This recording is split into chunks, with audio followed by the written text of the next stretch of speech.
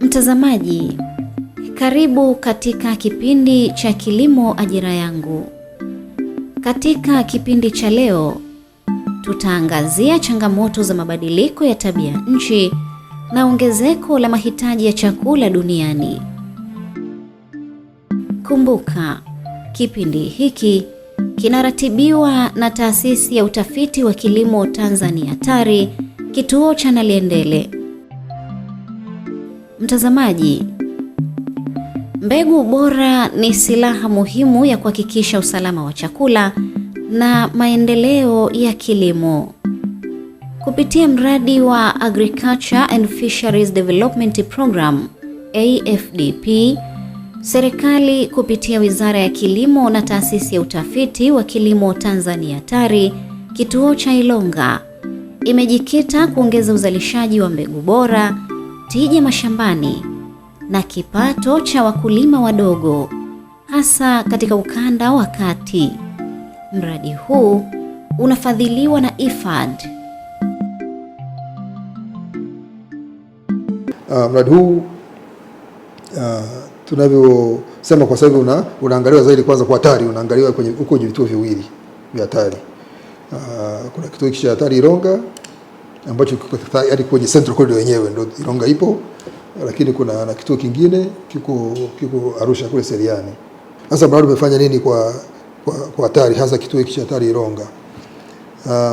Umesaidia kufanya tafiti ambazo tunalenga zaidi katika mahususi katika jamii au wakulima na maeneo husika ambayo yanashambuliwa zaidi na mabadiliko ya tabia nchi, changamoto za mabadiliko ya tabia nchi.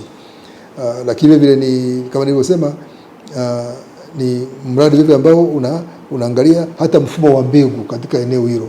Bado ni mfumo, kwa sababu hilo eneo la Central Corridor kwa upande wa mahindi lilitaka msisitizo wa mbegu ambazo zinaendana na mfumo wa mbegu ambao ni mahususi kwa maeneo hayo kwa uzalishaji, lakini kwa wakulima wenyewe na jamii yenyewe. Kwa hiyo imetusaidia kulifanya hilo na kufanya tafiti zetu, lakini na kuweza kuzivalidate au kuweza kuzithibitisha kwamba kweli zinafanya kazi, na kweli tumeona zinafanya kwa sababu mwitikio unaonekana. Lakini vile kuna tumeletewa baadhi ya vitendea kazi. Mfano vitendea kazi tunaongelea magari yapo, pikipiki. Tumeshapata pikipiki moja, tumeshapata gari moja hard top Land Cruiser DFBB, lakini tumeletewa trekta ya kisasa kweli kweli ambayo ina kila kitu ambacho inatakiwa kwa usasa wake. Tunayo yenye nguvu kweli kweli, tunayo. Lakini tumejengewa muundombinu wa umwagiliaji hapa kituoni, tunao huko hapa pembeni hapo tu, unaweza kuona ukitaka huko hapa muundombinu wa umwagiliaji wenye kumwagilia hekta zaidi ya 15 kuzimwagilia kwa wakati mmoja. Kwa hiyo na changamoto ilikuwa muda mwingi ni kwenye uzalishaji mbegu na utafiti, wakati mwingine kwamba unaweza unajibana tu kwenye kipindi cha mvua tu, kipindi kilichobakia cha msimu wa mwaka unabaki unacha kufanya, lakini wakati huo mbegu haitakiwi kusimama. Uzalishaji wa mbegu unatakiwa uendelee, wenyewe utakiwa kuangalia kwamba ni kipindi cha mvua ndio ufanye tu. Kipindi cha ambacho ni kizuri zaidi wakati huo cha nje ya msimu tulikuwa tukilala wakati mwingi. Sasa hivi tushawekewa muundombinu, kwa hiyo muundombinu kwa umwagiliaji, kwa tutakuwa tuna nibandika bandua. Kwa hiyo ni moja wapo, lakini vile na watafiti wamekuwa na mafunzo ya mara kwa mara ya kuhusu kuhudumia maeneo yale ambayo yanalengwa na mahitaji mahususi. AFDP imelenga kuimarisha mfumo mzima wa mbegu kupitia utafiti, mafunzo na usambazaji. TARI kituo cha Ilonga imepewa jukumu la kuhakikisha kuwa wakulima wa ukanda wa kati wanapata mbegu bora zinazostahimili hali ya mazingira yao. Kupitia AFDP, TARI kituo cha Ilonga imeboresha miundombinu muhimu kama maabara, vitalu vya mazao na mashine za kuchakata mbegu. Hii imeongeza uwezo wa taasisi hiyo kuzalisha mbegu zenye ubora wa hali ya juu. Lakini ile kuna tumeletewa baadhi ya vitendea kazi ambayo na kila kitu ambacho tunatakiwa kwa usasa wake tunayo, yenye nguvu kweli kweli tunayo, lakini tumejengewa muundombinu wa umwagiliaji wenye kumwagilia hekta zaidi ya 15. Mbegu haitakiwi kusimama, uzalishaji wa mbegu unatakiwa uendelee. Wenyewe utakiwa kuangalia kwamba ni kipindi cha mvua ndio ufanye tu, kipindi cha ambacho ni kizuri zaidi wakati huo cha nje ya msimu tulikuwa tukilala wakati mwingi. Sasa hivi tushawekewa muundombinu, kwa hiyo muundombinu kwa umwagiliaji, kwa tutakuwa tuna ni bandika bandua. Kwa hiyo ni moja wapo, lakini vile na watafiti wamekuwa na mafunzo ya mara kwa mara ya kuhusu kuhudumia maeneo yale ambayo yanalengwa na mahitaji mahususi kwenye hii Central Corridor. Kwa mafunzo yamefanyika kwa sababu mabadiliko ya tabia nchi ni kama sehemu tunaongelea sasa Central Corridor hii hapa, lakini kuna sio kwamba itabaki vile vile kwa sababu ardhi ni, lakini mabadiliko ya nchi yanabadilika. Unaweza kukuta tusipokuwa makini kutakuwa na yani inaweza yani eneo la ushoba likawa linatabuka zaidi. Lakini mazao ambayo tunaangalia pamoja na mahindi ni mazao, kuna mengine ya jamii ya mikunde yapo, kuna mazao ya alizeti, lakini vile kuna teknolojia za zinazohimili au teknolojia himilivu za mabadiliko ya tabia nchi. Unakuta yani kwa mtazamo wake, kwa upana wake, kila kitu kimezingatiwa na kinafanywa kazi. Kwa hiyo tunachokiomba labda ni wale wanaopokea kule wakulima labda wawe tayari kupokea taarifa, maarifa na ambacho tunakishauri zaidi ili waweze kuinua maisha yao. Katika mazao ya jamii ya mikunde kama choroko na mbaazi, mbegu mpya zimezalishwa zenye uwezo wa kustahimili ukame na kutoa mavuno mengi. Hii imekuwa suluhisho kwa changamoto ya kubadilika kwa hali ya hewa. Kupitia mradi huu wa IFAD ni kwamba kabla haujaanza upatikanaji wa mbegu ulikuwa uko chini sana, na tulikuwa takriban tunazalisha kama kilo 500 mpaka tani 1, nusu tani mpaka tani 1, lakini baada ya ujio wa mradi huu uzalishaji wa mbegu umeongezeka. Sasa hivi tunazalisha mbegu takribani tani 5 mpaka tani 8 za mbegu zote, na hizi mbegu sasa zinapatikana kwa wakulima na zimeshaanza kusambaa.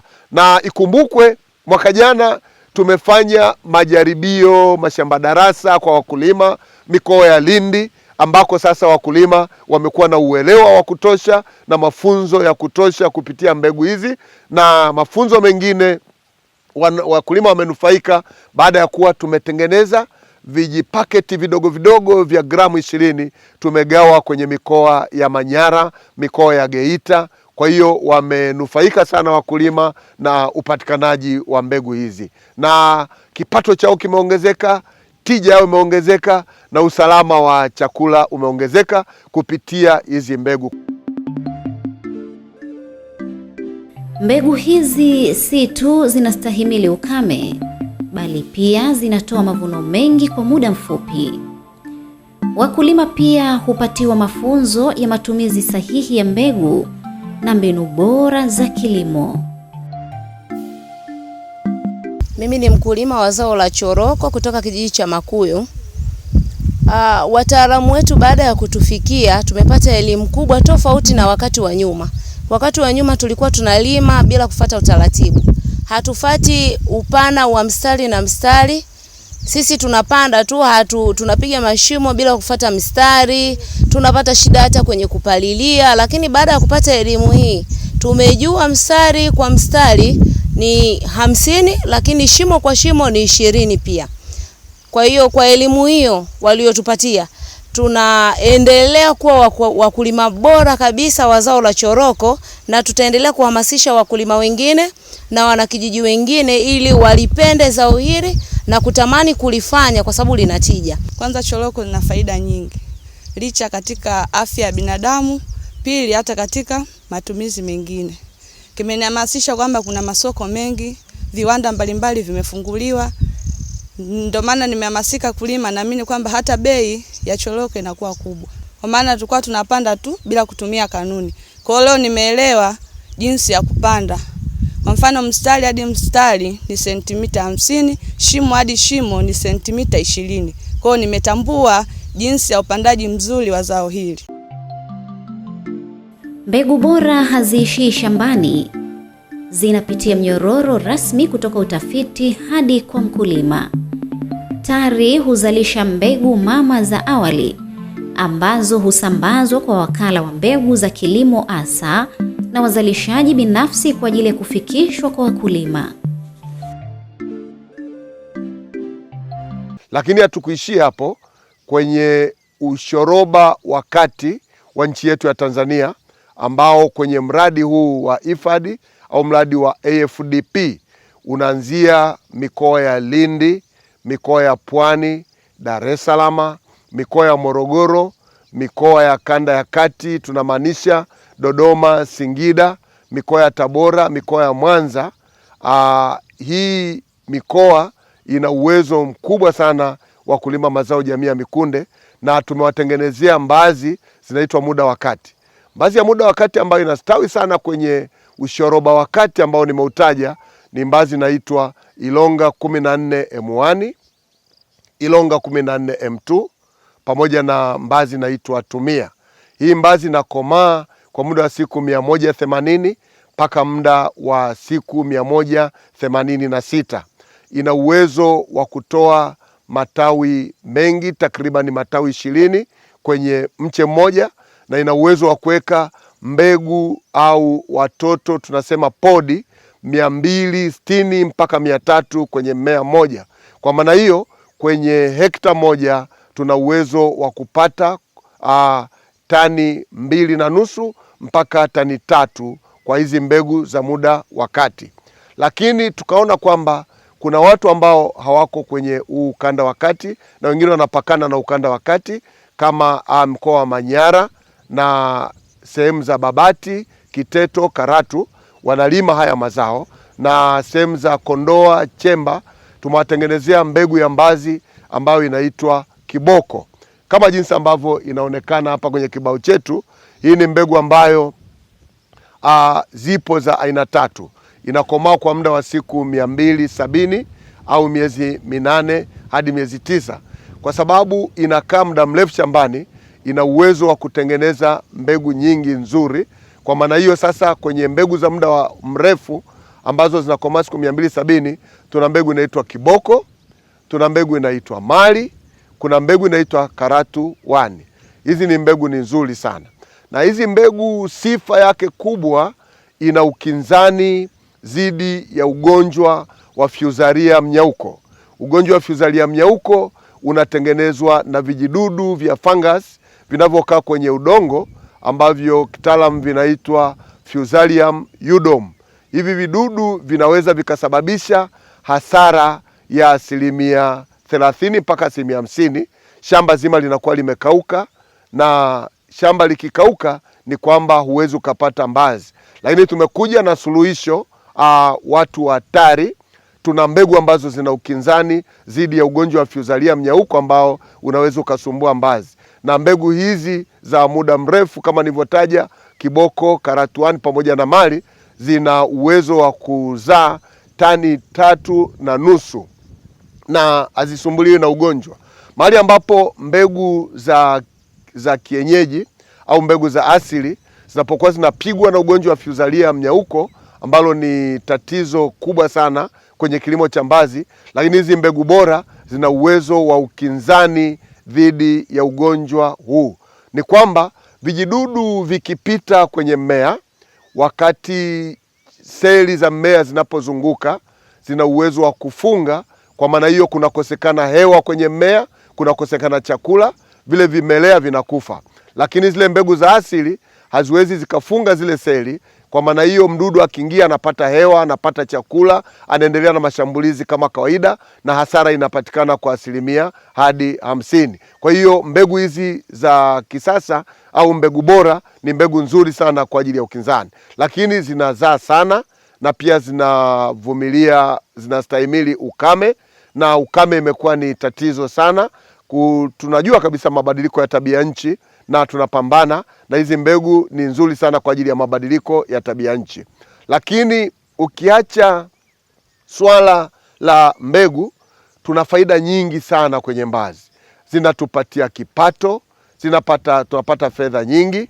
Kwa kilo moja wakulima wamekuwa wakiuza takriban shilingi 1,800 mpaka shilingi 3,000. Kwa hiyo wakulima wanajipatia kipato, lakini kupitia zao hili pia la mbazi wakulima wamekuwa wakijipatia chakula, ambapo sasa unaweza ukatengeneza vyakula vya aina mbalimbali vya mbaazi, ambazo kipindi cha kiangazi hakuna kabisa mboga, lakini mbaazi zinakuwepo, unaweza ukapata mboga kupitia mbaazi.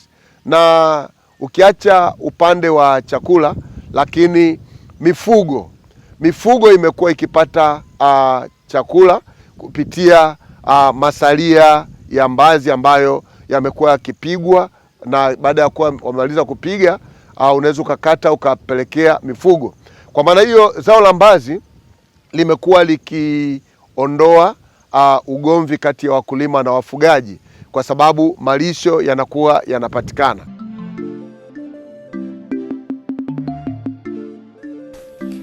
AFDP pia imewekeza katika elimu ya udhibiti wa udongo, ikiwa ni pamoja na matumizi ya virutubisho sahihi. Wakulima sasa wanalima kitaalamu kwa kuzingatia maelekezo sahihi kutoka kwa wataalamu na maafisa kilimo kutoka TARI. Lakini pamoja na kilimo mseto, tunawaelekeza wakulima kuhusu mbinu mbalimbali za uandaaji wa shamba. Kuna kitu kinaitwa kwa lugha ya wenzetu ni minimum tillage, kwa maana ya kwamba unapunguza usumbufu wa udongo, unapanda mazao pasipo na kutifua sana udongo, kwa sababu unapotifua sana unaruhusu pia muda mwingine upotevu wa unyevu, lakini kuharibu kidogo na kuongeza mmomonyoko wa udongo. Kwa hiyo pamoja na teknolojia ya kwanza niliyokuelekeza ya kilimo mseto, tuna teknolojia nyingine ambayo ni ya kilimo ambacho kinapunguza usumbufu au kutifua udongo. Jambo lingine tunalokuwa nalo ni matumizi sahihi ya pembejeo mbalimbali, kwa maana ya kwamba matumizi sahihi ya viuatilifu labda, na ambavyo vinaweza vikawa viuagugu na viuadudu, lakini pia matumizi sahihi ya mbolea, kwa maana ya kwamba kutumia hizo pembejeo kwa wakati sahihi, kwa kiwango sahihi pia, kwa maana ya kwamba ili upate faida lazima au upate tija ya uzalishaji wako lazima utumie katika viwango vile vinavyoshauriwa na wataalamu. Lakini tuna changamoto pia ya ukosefu wa mvua za kutosha. Kwa hiyo tuna teknolojia ya matuta yanayofunga kwa ajili ya kuhifadhi maji kwenye mashamba. Kwa hiyo tunawaelekeza wakulima namna ya kufanya kilimo cha matuta, lakini ni matuta yaliyofungwa, kwa lugha ya wenzetu inaitwa tied ridges. Hizi zinatumika kwa ajili ya kuhifadhi maji sehemu ambazo tunakuwa tuna uhaba wa maji. Na ukiangalia mradi wa AFDP unatekelezwa katika hii wanaita uwanda wa kati, Central Corridor ya Tanzania, ambayo sehemu kubwa inatawaliwa na hali ya hewa ambayo ina hali ya ukame kwa kiasi fulani. Ukiangalia kuanzia mkoa wa Morogoro baadhi ya sehemu, lakini mkoa wa Dodoma mpaka unapofika mkoa wa Singida, kuna maeneo mengi ambayo yanakabiliwa na changamoto ya ukosefu wa mvua za kutosha. Kwa hiyo teknolojia hii inatumika kama mbadala wa kuhifadhi maji kwenye mashamba yetu. Huu mradi umetusaidia sana kufikisha teknolojia kwa wakulima na wakulima kuzipokea, kwa sababu kuona ni kuamini. Teknolojia zote hazijazungumzwa wala hazijaonyeshwa kwenye makaratasi, bali zimeonekana. Kwa hiyo imekuwa ni rahisi kwa wakulima kuzichukua na kuenda kuzitekeleza kwao, kwa sababu wameona tija iliyotokana na hizi teknolojia ambazo tumewaonyesha. Tumewaonyesha kwa vitendo na wao wakiwa sehemu ya shughuli hizo.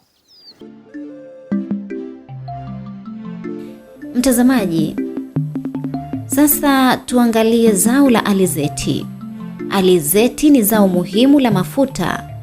TARI kupitia vituo vyake vya kuzalisha mbegu imezalisha mbegu bora zenye kutoa mafuta mengi na mavuno ya kutosha kwa lengo la kuzalisha zaidi ya tani 16 za mbegu kwa mwaka. Mradi huu ni wa miaka 5 na toka tulipopokea mradi huu tumeshafanya uzalishaji wa mbegu usiopungua kiasi cha tani 4 mwaka wa pili, na kwenye utafiti wa ugunduzi wa mbegu tuna majaribio mbalimbali ambayo majaribio hayo malengo yake makuu katika kipindi cha mwisho wa mradi huu ni kwamba tupate mbegu ambazo zinaweza zikaendana na mazingira ya wakulima na pia zikaendana na mabadiliko ya tabia nchi. Kwa hiyo majaribio hayo tunayafanya kwenye mikoa ya Singida, Dodoma, Manyara na Morogoro pia.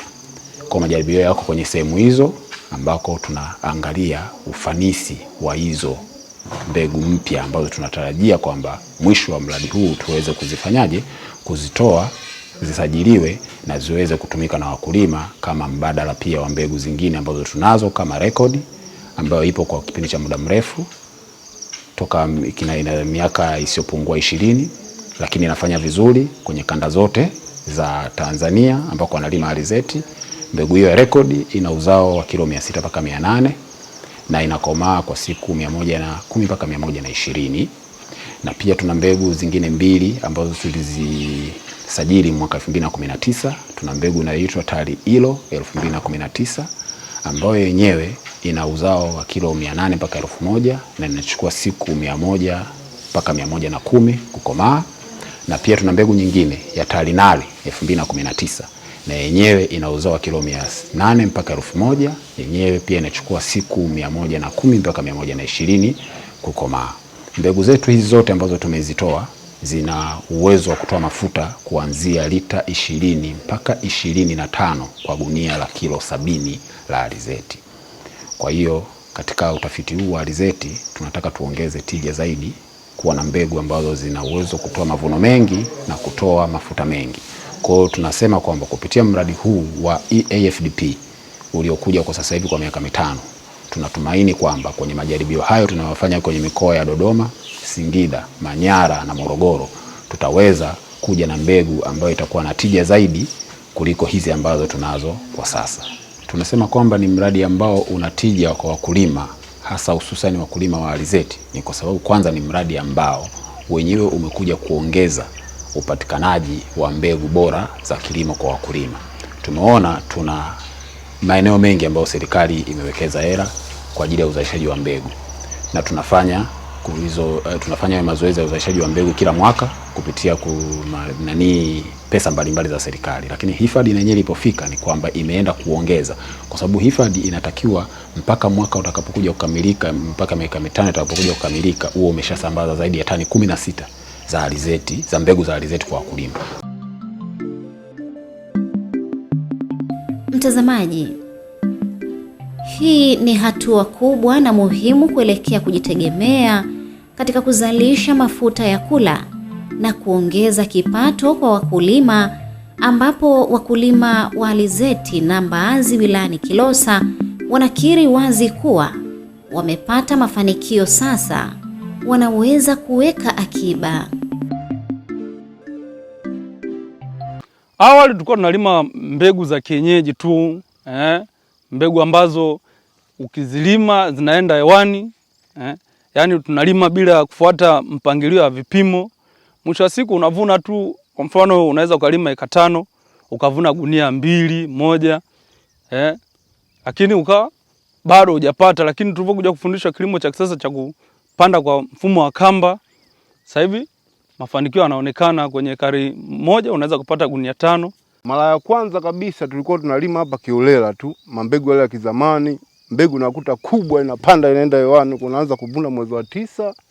Ulikuwa mtu unalima karibia eka 5, lakini una uwezo wa kuvuna gunia 3, 4, unaona. Yaani wastani wa kila eka labda gunia 1. Lakini kwa sasa hivi toka tuanze mbegu hizi za TARI, unakuta kwenye gunia 5, kwa mfano kama mwaka jana nilichukua karibu gunia 24. Unaona, kwenda katika hizo eka 5. Kwa hiyo ni manufaiko makubwa. Alafu vile vile sasa kutokana na hizi mbegu za TARI jinsi zinavyozalisha kwa wingi, ina maana sasa hata wakulima kipato kimeongezeka. Kwa hiyo sasa Mama Samia aendelee kutuboreshea soko, unaona, lio la uhakika zaidi, ili na sisi tuweze kunufaika.